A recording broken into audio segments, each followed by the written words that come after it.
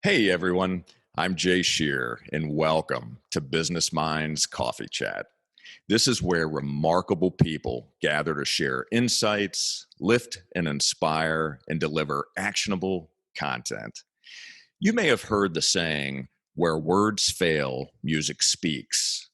A recent study by Harvard University proves that music truly is a universal language. So why do I bring this up? Well, on today's episode, we're going to be talking about music and the business of music with a man who knows firsthand the impact of both. Our guest received his first guitar at 4 years old, but didn't take it up seriously until high school. He's come a long way since then. He and his bandmates won the 1991 American Music Award for Best New Hard Rock Heavy Metal Band, Metal Edge Magazine's Best New Band of 1991, and much more. Their first album sold over 2 million copies and collectively have earned 16 gold and platinum records.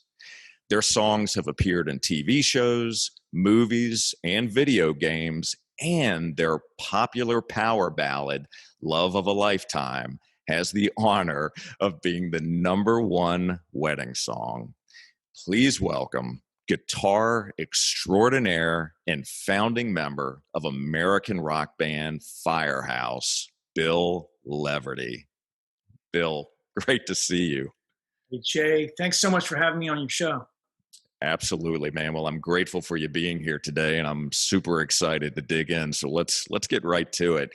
You know, if you could share with our audience maybe a thumbnail sketch of your backstory and how you got into music. You know, I mentioned in the intro about you receiving a guitar at 4 years old. Kind of walk us through that and how music has been such an instrumental part of your life.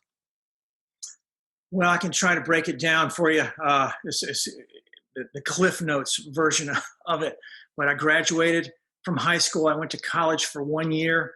I took my guitar with me, and I really felt that I wanted to try to pursue a career in music. I told my dad after that year that I really wanted to take a year or two off from college, and he went, "Oh, no."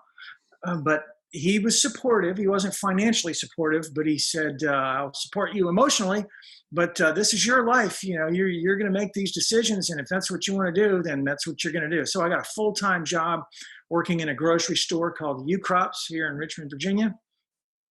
And I worked, most of the shifts were from 7 a.m. till 4 p.m., and then I played gigs at night. I worked to try to find a band that I could get a recording contract with. And I went through several different bands. There was a band that I joined, and that band later evolved into what is now FireHouse. It took us probably 10 years to get to that point. And then it took us another year or so, I don't know, maybe 10, 11 years before we got our record deal. That is a very boiled down story of it, but I really didn't start playing guitar seriously until the 8th grade. And I took some group lessons, and they taught a chord approach instead of the lessons that I took when I was much younger, where they put a Hal Leonard sheet music book in front of you, and it had "Row, Row, Row Your Boat" on there, sheet music and notes, and that just bored me to death, so I quit. I didn't want to do it. But once I took these lessons in 8th grade, much later. Um, it was G, C, D. And then I could play Sweet Home Alabama right away. So I had progress and I was hooked. So music, what it meant to me, to answer the latter part of your question, it's been a extreme way of life for me. I really wasn't a trained musician, although in high school I took music theory for a year, which was an invaluable course that helped me so much. But beyond that, I didn't really study music. I was considering going to VCU. They have a great music school there. But I decided I really want to be a rock musician, and I want to try the going through the band approach. So I did that. And after many years, I finally got a record deal. People said, "Oh, so you made it." And I always said, "Yeah, I made it to the starting line." That's where I got a shot. So that's kind of I think that answers what you were saying. Yeah, it does. And you just brought up a really interesting point, and I love the way that you framed it, that when you got that record contract, that first big deal, that you viewed that as a starting point. And I find that amazing. And I'm sure that many others that are going to be listening to this will think exactly what you said prior to that, oh, you've made it, right? And it reminds me, Bill, of someone who's training in martial arts, that when they reach the level of black belt, that is really just the beginning of the training, right? You work really hard to get up to that point, but now is where the real work begins. It's where I always think of luck. I don't know who came up with the phrase, but luck is where opportunity meets preparation. We did all this preparation. We wrote all these songs. We really learned how to record in a studio. But at the end of the day, we needed that opportunity to meet that preparation. And that's when we had it was several steps to get to the point to have the VP of Epic Records to fly to Charlotte, North Carolina to see us at a gig, to say, okay, you guys are ready for a record deal. But once we signed that record deal, that starting point or the starting line of this race, you look around at who is in the race at the time in 1990. There were some of the greatest musicians and songwriters of all time selling millions of records. Our record company was looking for a band that could compete in that race. And we knew that after learning this business, we knew that they didn't have any patience. They were going to make sure that you weren't a bunch of screwballs, that you were going to get out there and perform well every night, these songs that they thought had a shot at radio. And there were board meetings that we weren't a part of, and some bands got prioritized. We were lucky to get a priority at that particular time, and a lot of bands were not prioritized, which meant really they got shelved. They were dropped basically without even being dropped. So a record contract says that you might get 10 albums in your contract, but they don't even have to release any of them. The contracts are very written in their favor, and even more so today. But we got prioritized, which was extremely important, so that we could get in the race with a little bit of a tailwind behind us, which meant they gave us a video budget. They gave us some push it radio, which helped. And we got a video on MTV, which was huge at the time. Oh my gosh, absolutely. So kind of going back to the record company prioritizing you, where there were other bands that might have had some great songs and felt that they were prepared and ready, but they didn't receive that same level of prioritization. What, as you look back, what do you point to as the reason why FireHouse reached that point then, right? Reached that level of priority? Was it quality of songs, musicianship, and was there a combination of things? What can you specifically point to? I think we we got our record deal. Our A&R guy was a VP, so he had some muscle. We got a really good relationship going with him, and he came down to Charlotte and hung out with us a lot before he signed us to make sure that we were worth the investment for the record company and that we didn't embarrass him to his bosses. You know, everybody's got a boss, and or a group of bosses. And Sony Music was the umbrella. Epic Records was just one label under the Sony umbrella. So this guy had to answer to a lot of people. Mm. And we went up to New York and met the whole team. And I think we made a good impression on them personally. And I think that we developed relationships with all of the people up there who were going to be on the team. Once we signed, we met with them a lot. It also helped that we recorded our album up there. So by recording our album, we could go visit with them and discuss things and talk about what their vision was and what they wanted us to. They got to know us and got to realize that we were genuine people, that there wasn't some facade in what we were doing. I don't think it was so much that we wrote great songs or that we were great players or anything. I think we were good. Mm-hmm. I think that ultimately it was that we bonded with this team of people, and then they had a passion to go out and wave our flag. And that made a huge difference because they're fighting a war out there. If the radio team is going out to fight for FireHouse, that radio program director that they're trying to get airplay for has every other record company in the world fighting that same fight for the 3 bands that they're pushing at the time. Mm. So it made a big difference with those relationships we made in New York. Then, after our record came out, they didn't really put both feet in the water for us. They put a toe in the water. They didn't give us any tour support, so we rented the cheapest bus that we could find, and we went out on the road and played little towns all over the country. And everywhere we went, they had a team member, a local promotions manager who would take us to the radio station. We got up really early to go play the morning show. I took my acoustic guitar and we sang the song that was the single.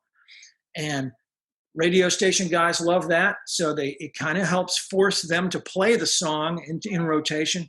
So all that together kind of helped that snowball to kind of accumulate. Yeah, that's really interesting. And I think that's an important point for everyone that is watching this, and that is the power of relationships. So we never do this alone, right? We rely on the relationships of others, and it's critically important that we show up, that we're ready, and that we're looking to serve. And being on time is 90% of it. And one other little part of that little story I forgot to tell you that I think is also important. When we went through Dallas on our first little tour, we met a guy named Lee Abrams. And Lee Abrams had a syndicated radio station called Z-Rock. And Z-Rock was syndicated to 40 stations around the country. Some of them were AM stations, but they played hard rock, heavy metal is what it was called back then. It really wasn't that heavy compared to what heavy is today. But we met Lee Abrams. He had been playing a song of ours, and it had gotten the phones ringing. And so by him playing pumping out of Dallas to 40 stations around the country, we had 40 gigs.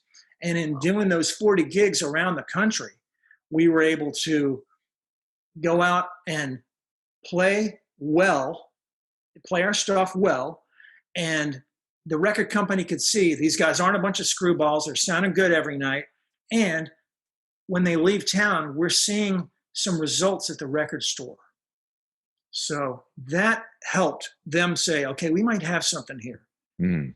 So we were being tested the whole time by the record company. We didn't know it. We just thought, we're going to go out, we're going to have the best show we can tonight. We're not going to, we don't drink, we don't smoke, we don't do that. We partied a little bit after the show, but we still had to get up the next morning early to go into the radio station after that long bus drive that night, to go in and play acoustically to try to get that radio station to add our song or to get them to like us more so we play our song more.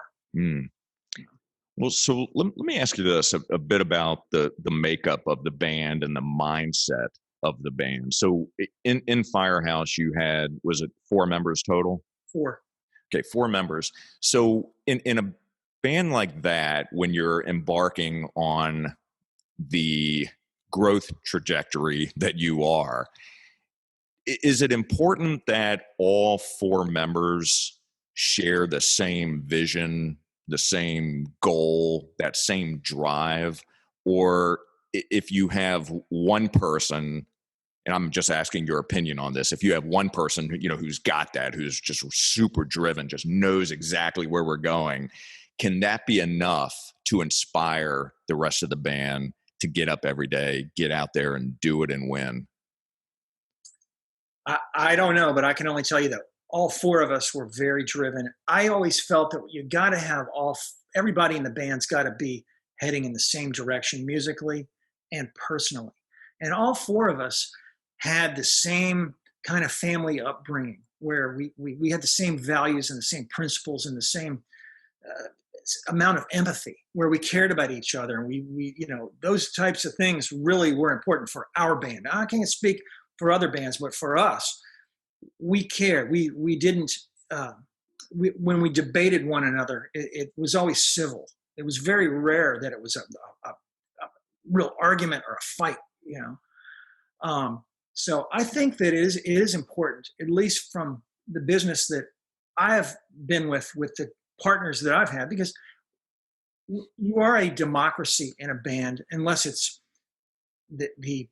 you name the one guy solo artist kind of thing, then he can be having more of a dictatorial kind of rule over everybody. But we were always a democracy. Everybody got a vote.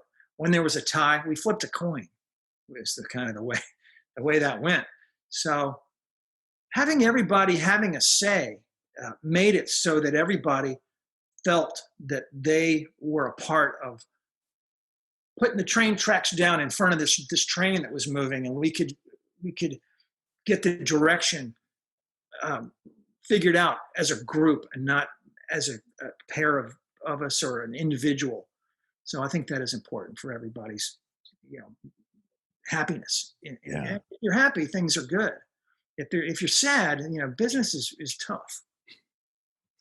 Yeah, so true. It doesn't matter what the business is. It certainly makes it difficult to show up every day. So let's talk about the dynamics within a group or an organization. So if you're starting off and you've got a specific direction that you're all planning to head, and you've got everybody in the boat, right? Everybody's rowing in the same direction. We've got a really good view on where we're going. Things come up from time to time, right? We hit roadblocks. We go through different seasons in our business. We go through seasons in life. So what were can you think back on any of the obstacles that you ran into that you guys hadn't necessarily expected, but you were able to adapt to the situation, figure out a way to continue to work through it, and came out the other end of it? I can think of 2. And the first one happened before we got our record deal with Epic Records. We had a record deal with Polygram Records. And so we told all our friends, we got a record deal. We hadn't signed it yet, but the contracts had gone back and forth between our attorney and the attorney at Polygram. Then out of the blue, the guy who was signing us got fired from Polygram. And it was probably my most down moment of the career, because we had been passed on by just about every other label. We had showcased for Atlantic and Geffen and Warner Brothers and Capitol, you name it. Every label that I'd ever heard of, and then some, had flown to see us and then passed. But this guy said, yeah, I really like this band. He had a plan, and we really liked this guy. He was a really good dude. And then he got fired. So we had to lift ourselves back up to go back out there and keep trying and believe in ourselves, because we were still drawing a crowd without a record deal down in living in Charlotte, North Carolina at the time. And we still felt, even though we were all down, that there was light at the end of that tunnel. So one of the other difficult obstacles that hit us, and it hit everybody in our genre in the music business, was in the early to mid 90s. Music of our genre fell very much out of favor with rock radio and pop radio for that matter. But so when Nirvana hit, everything changed at radio and at MTV. And they started playing bands that sounded like Nirvana, and they stopped playing bands that sounded like Whitesnake, Def Leppard, FireHouse, whatever. And that was a real difficult time for us, because we had a third record coming out, which cost us a fortune to make, because we flew out to Los Angeles. We used a great producer. Our first producer was great also, but we changed producers, used a guy named Ron Nevison, who had produced, he'd worked on Led Zeppelin, Physical Graffiti as an engineer. He'd worked on The Who, Quadrophenia, and then a bajillion artists after that: Heart, Ozzy Osbourne, Chicago, UFO. His list is just a huge list. But we really wanted to use him. He was very expensive, and recording in the studio out there, which was Captain and Tennille's studio called Rumbo Recorders. It's great recording studios where Guns N' Roses recorded their first album. We were recording out there, which was very expensive. We all had our own apartments out there, which in Los Angeles, very expensive. So the whole budget got eaten up. And we saw at radio that big bands were releasing their records and no radio stations were playing those records. And they weren't selling any records. And the industry was really changing. And we released this album thinking, well, we still got a shot, but it's not going to be easy. And we had no shot at all at rock radio. Rock radio had changed, and even at Epic Records, who their flagship band at the time was Pearl Jam. So, when you're on the same label with a band like Pearl Jam at that time, you're not going to get any radio support out of the record company. But we did have a song on that third album called "I Live My Life for You," and they just threw it out to pop radio.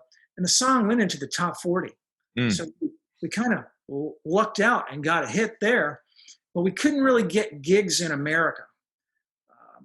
It was really difficult to get, airplay, and the airplay helped you get better gigs. So we had some success going over in Asia with that song, and we went over and toured in Asia. And that is what really helped to bridge the gap while the grunge era came in and kind of wiped out a lot of bands of our genre. We were able to sustain because we were able to go into the markets over in Asia, where we had some hits, the song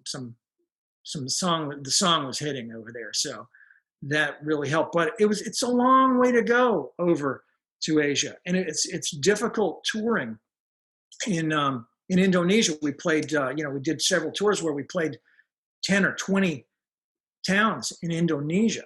And, I never knew anything about Indonesia, but I've been over there now probably 5-6 times, and it's just an awesome place. But it's very remote, and it's not, touring over there is not for sissies, I'll tell you that. So it really toughened the band up and made us appreciate being able to get out and play, for sure. Yeah, that's really interesting. A really important lesson that comes out of that is being able to adapt. So, here you're in a situation where you're about to release this third album. The radio scene's changing, right, a bit, going on into the grunge direction versus rock.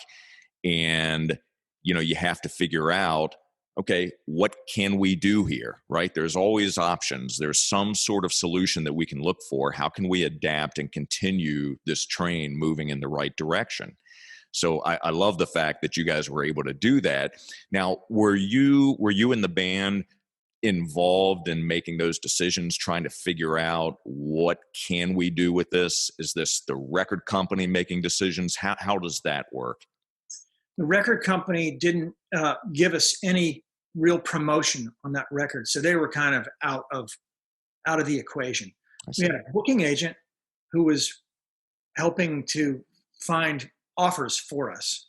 So and then the rest of it was us deciding, okay, do we want to go, to Indonesia, Malaysia, Singapore, Korea, Thailand, and Japan, of course, but the adaptation was before we were touring around the United States, staying in great hotels. The promoter would provide the limousine over to the gig and all, and then that all changed. But we didn't live that lifestyle for that long, where we got so spoiled and so used to it, where we couldn't go back to playing a nightclub and driving in the van over to the club, because it was just a few years before where we were driving in the van 500 miles to get to the next gig ourselves. So we hadn't gotten, turned into a bunch of, rock stars. So I think that reality, came back to slap us in the face, but we were all ready to work through this and to keep it going. But it was tough. No doubt about it. Touring over in places like that is more difficult than touring in America. So give us a couple of examples. Is it logistics? Is it the weather? Just fill us in a little bit on that. Well, the logistics is probably the main part of it. A lot of these places are, not Indonesia. You fly into Jakarta, and it's a great, it's a awesome city. There are a lot of little small towns in Indonesia, and then it's several islands, so it's a lot of island hopping, and it's a lot of, the hotels are a little different, and the language barrier is certainly different. The culture shock is a bit, but fortunately, we had great promoters who helped us through all this, and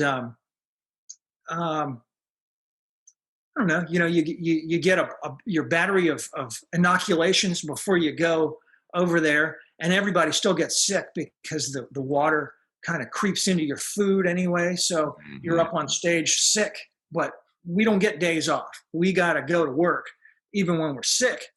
And I remember one time where my sound man was so sick, they had an IV in his arm while he's up there mixing. So your whole team, has to be as dedicated as the next guy. And we fortunately have a team around us that is that. They are kick-ass guys. Yeah, that's fantastic. So during this growth process, from growing the band, honing your skills, securing the record contract, the American Music Awards, and the success that you sought that's coming to fruition, how did this, or did it, change you and the rest of your bandmates as human beings? I really don't think it did. I think none of us really had time to really party about it too much, because it was so busy at the time when we were really on the radio a lot. We had to get up really early to go into the radio station, and then we had a lunch with another radio station, and then we had a sound check, and then we had to go to dinner with another radio guy or a record company guy, and then we got up and played. Then we did a meet and greet afterwards with VIPs. Then we got on the bus and we had to drive 300 or 400 miles to the next gig, so that we could get up early the next morning to repeat that cycle. I don't think that it really changed any of us personally, other than we became a little more cautious with how there were some repulsive people in this industry that we had to sniff out before they got too close to us. So we kind of learned to smell that before it even got there, I think. So we became a little bit more wise to that type of factor, the element that is in the music business. And we were able to each buy a house, but we didn't go buy a huge house. So we, were able to do that, which was a big dream for all of us, because, having everybody cooped up in a hotel room, we had 7 people in one hotel room just about all the time until we got to the point where we got a record deal. Then we were able to have 2 to a room. That was, great. Yeah. So then, we were able to get our own rooms eventually, so that was like the greatest thing, is to be able to have privacy. But we all got married and had children. And so by, those priorities change you, I think, more than the music business did, I think. But when we realized that we now have a wife, so that's a responsibility. And then we have children, that's a responsibility. So your priorities kind of change a little bit with the family. And I think we're all family first guys in our band. But we still have to feed the families, and the business is what does that. So there's a balance there that we have to all do. And fortunately, we're all on the same page there too. So it's worked out really well. Yeah, that's outstanding. So where do you look for inspiration today compared to inspiration back in, let's say, the 80s and early 90s? Well, I always say, now that I'm over 40, I have to write about things that are different than what I wrote about when I was in my 20s or in my teens. So back then it was, partying and girls, and that's pretty much all I thought about as an adolescent, young man. And I always say that being in a rock band, it's prolonged adolescence. You don't really grow up. But I think now in writing songs, it's really 90% perspiration and 10% inspiration. I sit down with my guitar and I play and I practice and I play and I practice and I try new things, and then I'll stumble upon something that I hadn't thought of or visualized before on the fretboard, and I'll record it. And I've got a little studio, and so I'm recording little snippets of things all the time. And then I'll get a melody idea in the shower or something to go with it. It's very rare that the whole idea of the song comes at once, but it's usually in the shower or driving or riding in a plane, flying in a plane or whatever, and just sitting back and thinking about what I can make that melody into that will sound good and phonetically when it comes out of your mouth, and mean something that will make me feel like, okay, I feel comfortable singing about that. So it's more hard work than it is, reading a story and going, I want to write a song about that. It doesn't work that way for me. I think it does with a lot of people, but I haven't been that lucky. I have. I will say this: in writing a song, if I'm not lyrics, is what I'm talking about. If I'm not consciously thinking of what's a good idea for the next idea for this song or the next line I'm working on, if I'm not consciously thinking of it, it doesn't pop into my head. I have to really be thinking about that. And I got to think about it regularly, because when I'm thinking about, I've got to do this for something else, there's no creativity that's going on in my brain at the time. I see. Interesting. So what does success mean to you? I think ultimately it's happiness. It really doesn't have a lot to do with the money, but I mean, I think without having the ability to pay your bills, then you're not going to be happy. So you've got to get to that point financially where you can pay your bills, because no matter how much money you got coming in, that money's still going out every month. So you got to keep that in mind. But happiness is the most important thing to me as far as success in my music business. So it's an artistic happiness where I can say what I just put out, the song I just finished, I really feel good about that song. Like a piece of art, I can hang that up on the wall and I can look at it and it makes me feel good. Well, in this case, I can put on my headphones and listen to this, and I can feel like that's a good representation of myself at this point in time. And if my peers are going to listen to it, I won't talk over any part of it that I'm not happy with. Like when you get to the solo, if you go, "Hey, how about those Redskins?" Hey, you don't want any of those moments in your artwork. You want to Sure. be able to have it from the front to the back be something that you say, "I'm happy with that 100%." So that's kind of the type of happiness that I look for in life today. Yeah. I love that. So you have released, is it 6 solo albums at this point? 5. 5 solo albums, with the latest Lost being track, I think it's 5. Yeah, okay. And Divided We Fall, that's the most recent? that's my latest one. Yeah. Yeah. So I've listened to that album front to back numerous times, and I love it. And what always amazes me when I look back over your catalog after FireHouse, just looking at your solo work, is the different styles that you play. And sometimes when we think of a musician who plays a certain type of music, a heavy metal rock guitarist or a rock guitarist, that they're locked into that, kind of like an actor who gets kind of pigeonholed into a specific role, right? But in your particular case, it just seems like the music flows, and it doesn't really matter what the specific genre is. The creativity is there, and there just seems to be an absolute need to put it out there and release it. And I'm really impressed with the catalog that you have. Love the music. Well, thank you so much. I really appreciate it. I am the kind of musician where I like just about everything.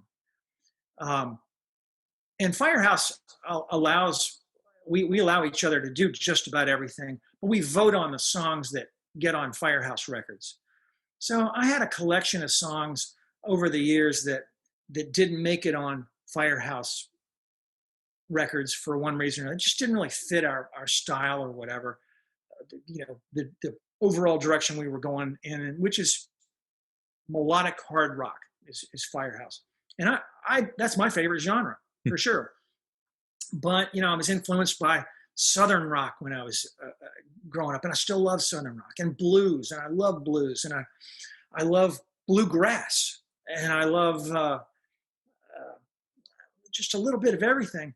So my solo projects have allowed me to put songs that really weren't right for Firehouse on a CD and put them out there and let my friends hear it. And so I'm so glad that you enjoy it.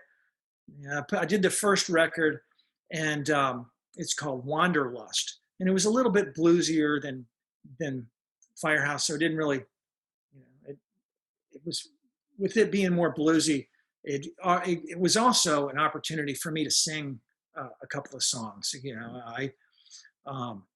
So I got to get that kind of out there.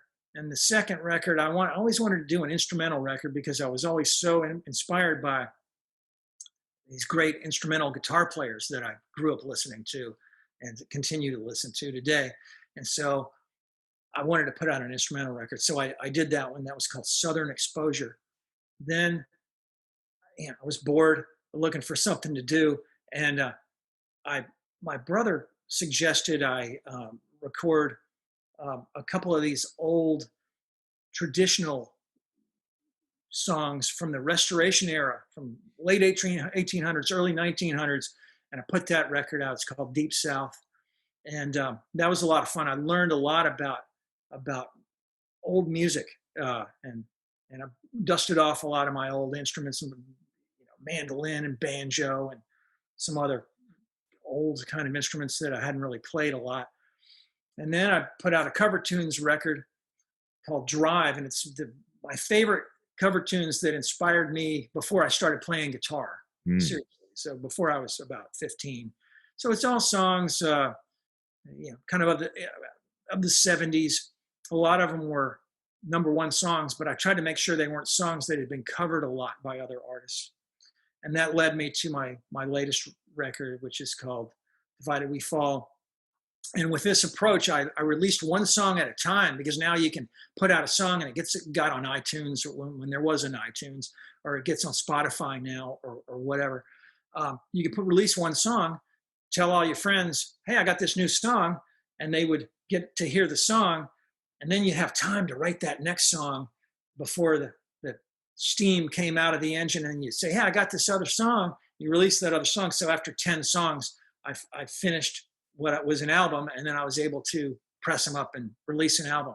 And I found that a lot of people in the press don't want to talk to you if you just released a song. If you've released an album, they want to talk to you. So it's kind of a good way to get the word out by putting the album out. They're pressing up some CDs. So you can get them at my website, Leverty.com. It's one of the few places out there you can get the CD. And so. Well, I do have to share with you on Divided We Fall, my favorite solo work that you do on that album is Love Is Like a Song.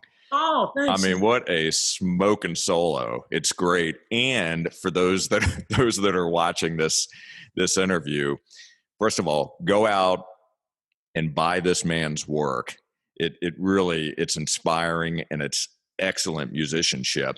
But when you watch the videos that are associated with some of the songs on Divided We Fall, as an example, and the one in particular, Love Is Like a Song, I really love the way that you put that video together, especially the part where you're knee deep in the solo and you show the board and you show all the knobs on the board moving around. Just really cool stuff. Oh, thank you. Well, I'm really lucky to have the wife that I have. She's just the perfect woman. But she got interested in wanting to learn how to shoot a video. So we bought a Canon camera. It's a basic camera. And she got Final Cut. And she never even read the manual. For the camera, she never read the manual for the camera or for the Final Cut. She just started messing with it until she got good at it. And she got good at it right away. And so she shot that video and did all that stuff. And she's an amazing woman and mother. And so anyway, with that song, Love Is Like a Song, just a little quick story about that is that I had that idea for the song and the melody. And what I wanted to write it was underneath a song was what sounded right to me. That's what the title was going to be. In that underneath the song, there's rhythm, there's harmony, there's melody, there are all these other things, and I wanted to sing about that. But I couldn't get enough meat to put on the bone on that. So I thought, well, love is like a song. I can find a lot of parallels between melody and rhythm and harmony with love in any relationship, a loving relationship. So that's how that kind of changed or evolved from underneath the song to a better title and a better subject matter is Love Is Like a Song. And if you think about it, there are a lot of parallels. And if you haven't thought about it, then go listen to my song, Love Is Like a Song, and you'll hear a few. Oh, yeah. Yeah, you definitely will. Awesome. Well, kudos to your wife on the videography side of it. It's quite amazing. Thanks. So FireHouse is embarking on its 30th anniversary tour? Yeah, this year. How about that? So describe, if you can, for us, what does that mean to you? How does that feel to you, knowing that this is a 30th anniversary tour? Wow. It's a wonderful feeling. It's hard to put words to it. I can tell you that when we first got together, we all had dreams that we would get to play in a big arena, and that we would have an album that would come out and would be known by some people. We didn't, of course, we wanted to have a record that sold a couple million in America, and we wanted to have a record that some songs that meant a lot to a lot of people. We had no idea that it would get. We didn't. I shouldn't say we had no idea. We dreamed of it. We just didn't know if that dream would really come true or not. To think that it could go for 30 years, I mean, that's just unbelievable. I mean, we knew going in that most bands, if you got 5 years out of this, you did pretty well. And that we're still going 30 years later. And even through what we're going through now with the way that the industry is, it's tough to tour right now. You really can't. We're shut down, lockdown. But 30 years, and the thing is that, it happens so quickly. It seems like just the other day that we played that gig in Charlotte where Michael Kaplan, the VP of A&R at Epic Records, came to see us. It just seems like just the other day.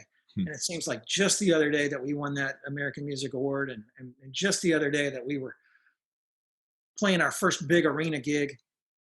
And yet I'm so looking forward to the next theater gig that we play in Hopewell, Virginia, October 1st at the Beacon Theater. It's great because we get to be together, we get to play these songs, and it just feels so good to get up there and play with these great musicians. I mean, I'm in a band with just great musicians, and everybody is, except for me, is a great singer. I'm the utility singer in the band.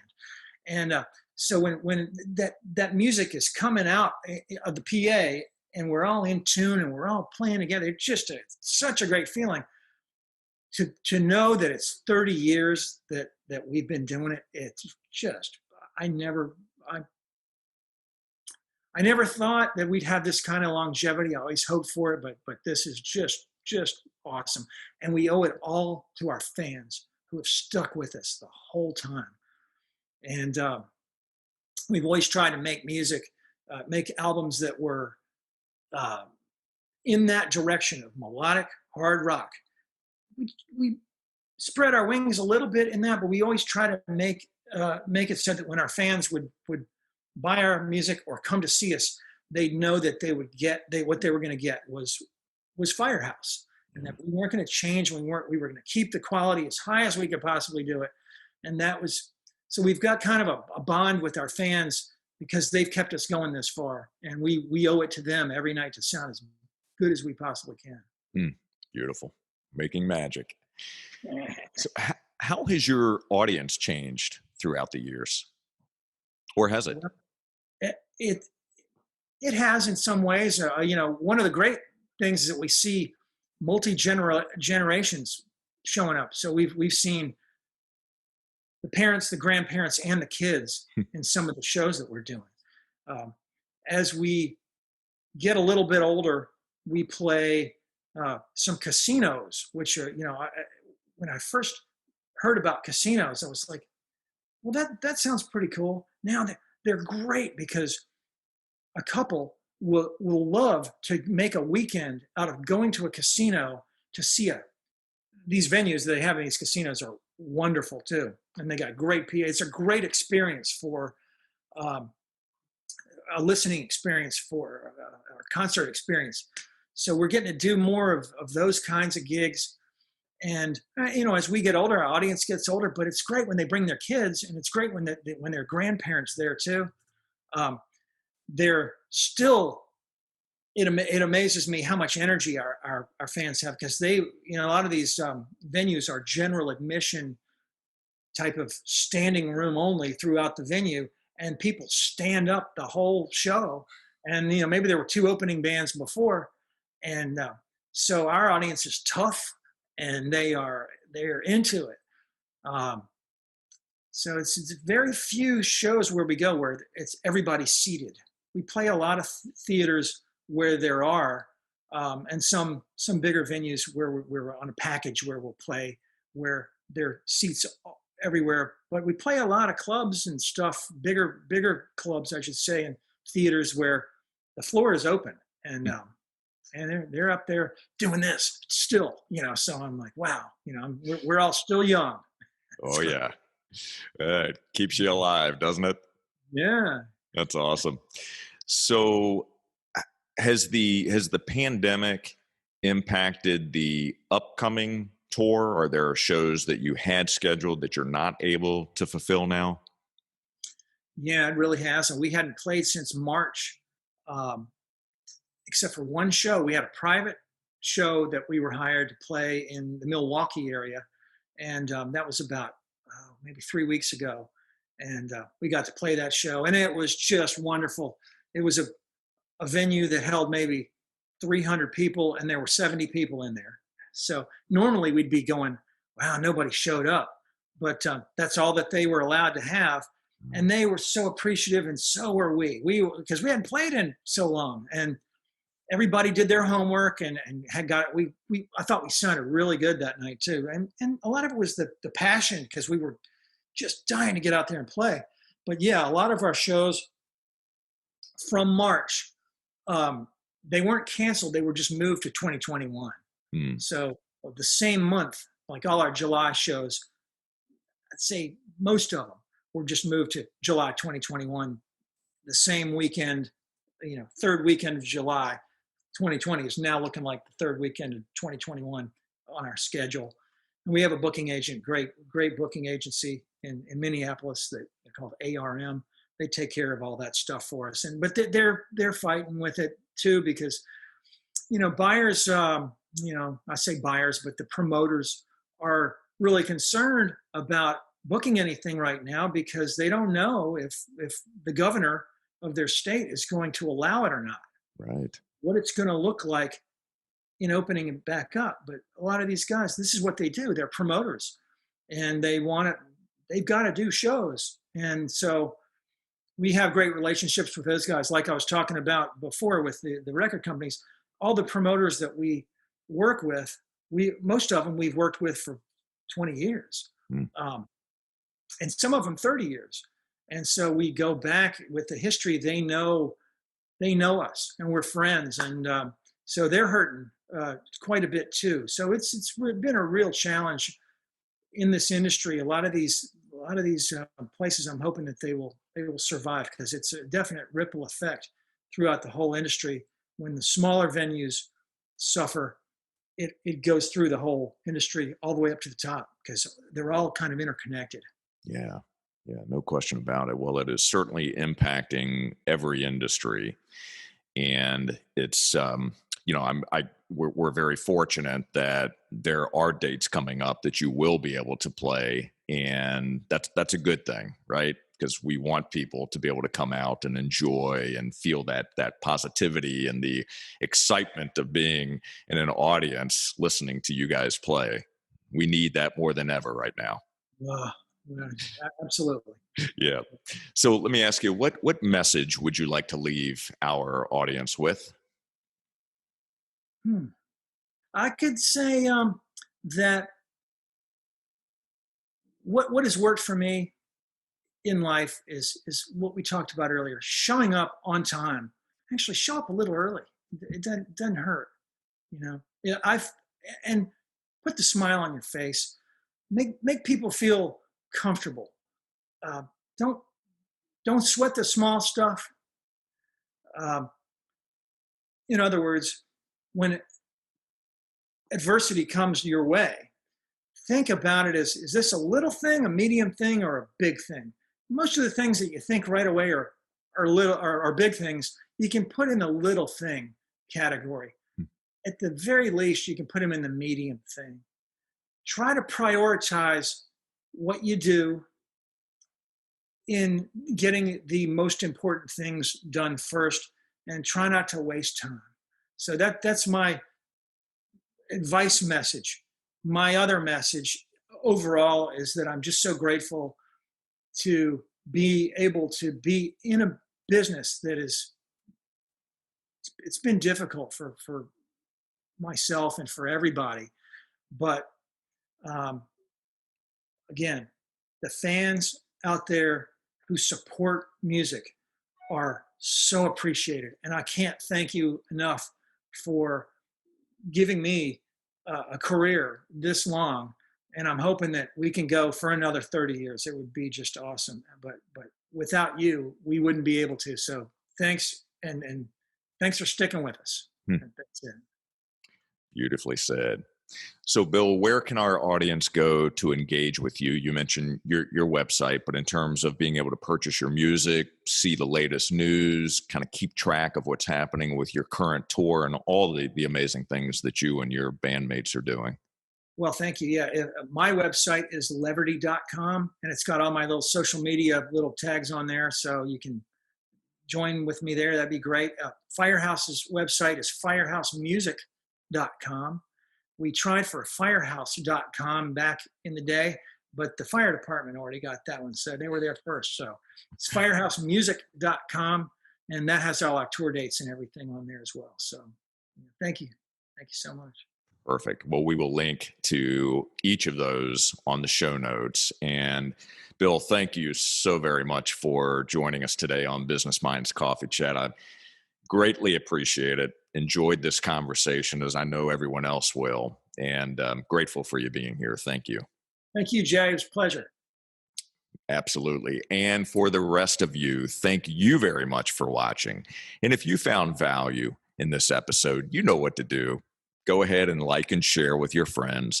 And also be sure to subscribe to this channel. And until next time, stay healthy and optimistic. Keep learning and growing. Turn up the music. And remember that transformative change in your life and business always begins with you, and nothing happens until you take action. And we'll see you on the next episode of Business Minds Coffee Chat. Take care.